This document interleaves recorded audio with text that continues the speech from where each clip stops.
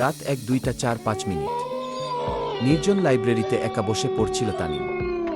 হঠাৎ মাথার ওপরের দেয়াল ঘড়িটা অদ্ভুতভাবে কাঁপতে শুরু করল।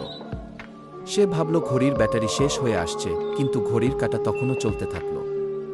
আর চলতে চলতে 1:02:55 থেমে গেল। ঠিক সেই মুহূর্তে লাইব্রেরির বাতি একে একে নিভে যেতে লাগল।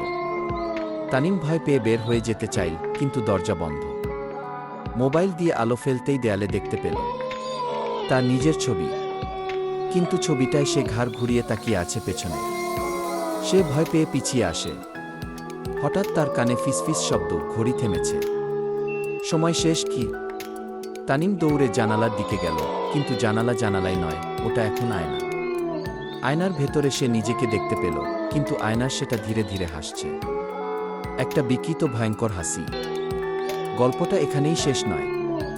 সেই দিন থেকে লাইব্রেরির ঘড়িটা আর কখনো 1:02:55 ছাড়িয়ে যায়নি।